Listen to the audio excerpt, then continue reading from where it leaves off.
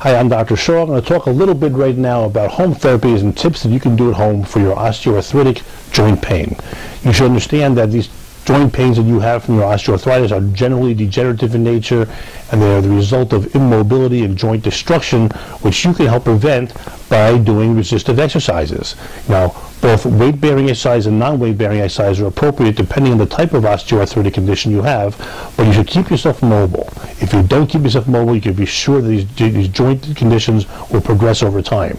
Now, in the same vein, you want to make sure you don't over-exercise, because taking joints which are relatively not strong and relatively unstable because they're degenerative can also accelerate it if you overdo it. So if you're a marathon runner, you're not going to be doing that anymore, but you might want to go on your treadmill and do a slow walk and keep those joints moving.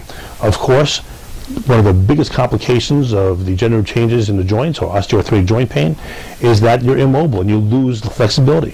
So working on maintaining flexibility and keeping the joint healthy in that way is encouraged, and there's a million different ways to do this, starting from yoga or taking classes in a local gym or just being at home and doing some gentle, safe stretching.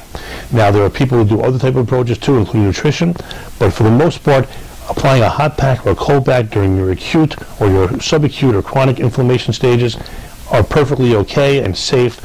And while you want to be careful not to put these heat modalities or ice modalities directly on the skin, if in the first 72 hours of acute inflammation you use ice, you're perfectly okay. If you use heat after that, it's perfectly okay as well. They both have analgesic effects. They affect the blood supply to the joint, allowing either less or more depending on what the desired effect is. When it's acute, you want less. When it's chronic, you want more. Allows for better healing.